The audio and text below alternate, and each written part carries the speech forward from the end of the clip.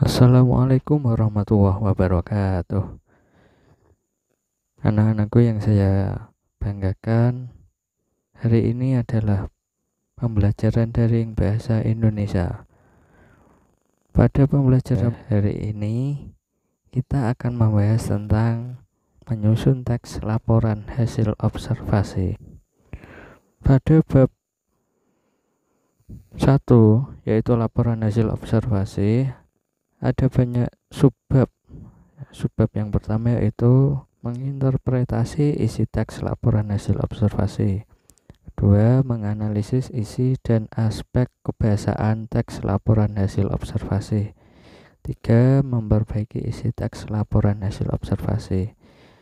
Yang keempat, menulis teks laporan hasil observasi. Yang kelima, menyebutkan butir-butir penting dari buku pengayaan non-fiksi. Sebelum kita membahas tentang laporan hasil observasi, marilah kita berdoa terlebih dahulu agar pembelajaran pada hari ini berjalan dengan lancar dan penuh semangat. Seperti yang diketahui, alam merupakan sumber kehidupan dan tempat tinggal bagi manusia. Manusia harus menjaga alam sekitarnya. Manusia harus memanfaatkan alam dengan baik tanpa merusak alam. Kerusakan lingkungan sekitar akan menyebabkan bencana yang akan merugikan manusia sendiri. Pemanfaatan alam yang baik dapat dilihat dengan mengadakan observasi pada lingkungan sekitar.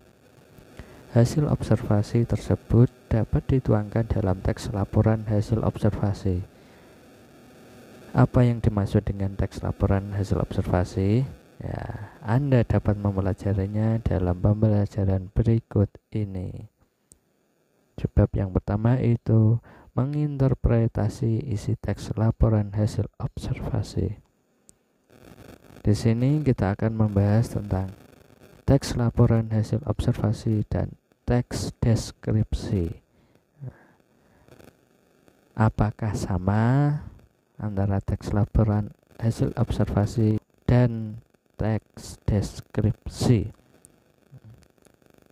Di sini sebelum kita membahas tentang sama atau tidak, kita akan membahas tentang ciri-ciri kedua teks tersebut, yaitu teks laporan observasi dan teks deskripsi. Ciri-ciri teks laporan hasil observasi yang pertama itu berupa pengamatan. Yang diamati yaitu bisa sesuatu, peristiwa, atau kejadian.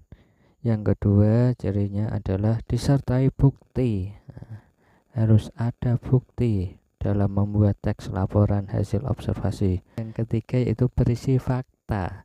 Yang keempat yaitu mempunyai kriteria tertentu, tidak sama seperti teks yang lain. Itulah ciri-ciri dari teks laporan hasil observasi. Selanjutnya yaitu teks deskripsi. Ciri-cirinya yaitu berupa paparan, yang kedua yaitu berupa penjelasan. Jadi setelah kita membahas tentang ciri-ciri teks laporan hasil observasi dan teks deskripsi, kita bisa menjawabnya, yaitu jawabannya adalah beda. Jadi teks laporan hasil observasi dan teks deskripsi beda. Setelah itu kita akan membahas tentang pengertian. Ini adalah pengertian dari teks laporan hasil observasi dan teks deskripsi. Yang pertama, teks laporan hasil observasi. Teks laporan hasil observasi yaitu sebuah teks yang berisi tentang hasil pengamatan terhadap sesuatu, peristiwa, atau kejadian tertentu yang disertai bukti sesuai dengan apa yang terjadi dan memuat fakta. Yang kedua yaitu teks deskripsi, yaitu sebuah teks yang berisi tentang paparan atau penjelasan mengenai sesuatu. Itulah pengertian kedua teks tersebut.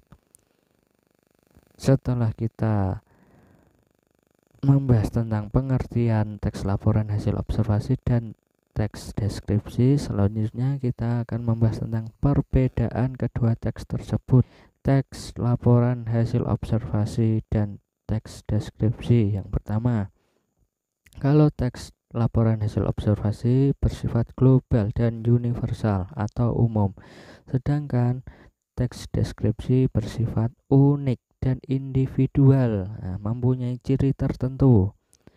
Yang kedua, menekankan pada pengelompokan berbagai hal ke dalam suatu jenis sesuai dengan ciri-cirinya secara umum.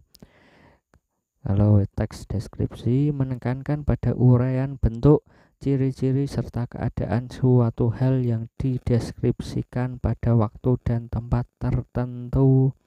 Ada ciri-ciri tertentu. Yang ketiga, teks laporan hasil observasi saling berkaitan dengan hubungan berjenjang antara bagian dan subbagian yang ada di dalamnya.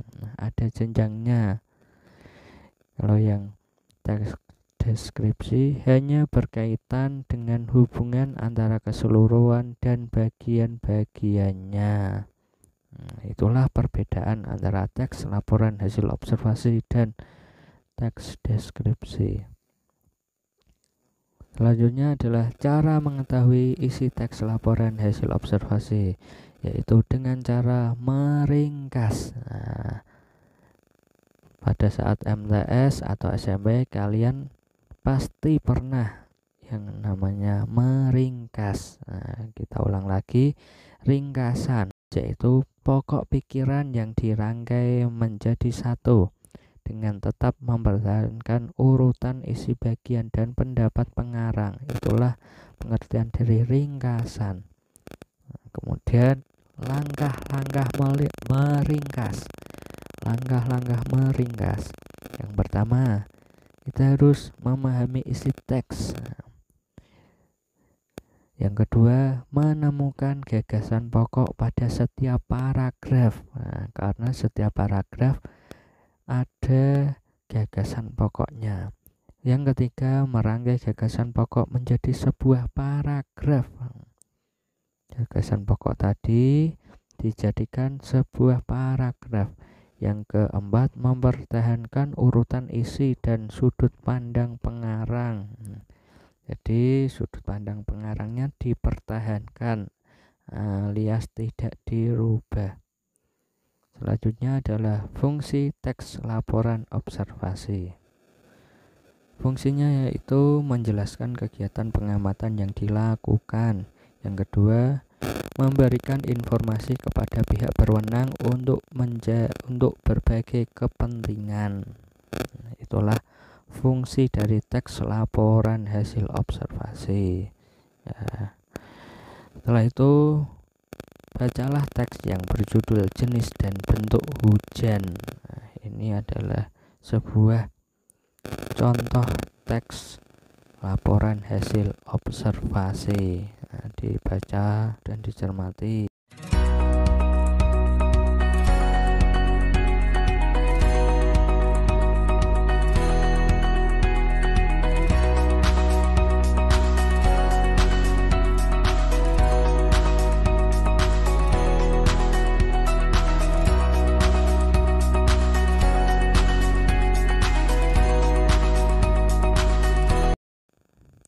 Setelah membaca, ada 4 pertanyaan dari saya yang harus kalian jawab.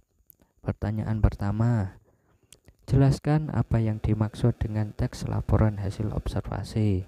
Yang kedua, sebutkan ciri-ciri teks laporan hasil observasi.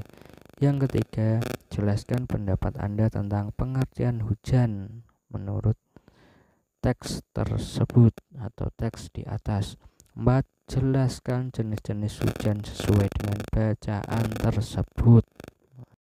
Usai sudah pertemuan pada hari ini, marilah kita membaca hamdalah bersama-sama. Semoga pembelajaran pada hari ini mendapat ilmu yang barokah dan manfaat. Terima kasih, selamat bertemu di pembelajaran bahasa Indonesia selanjutnya. Wassalamualaikum warahmatullahi wabarakatuh.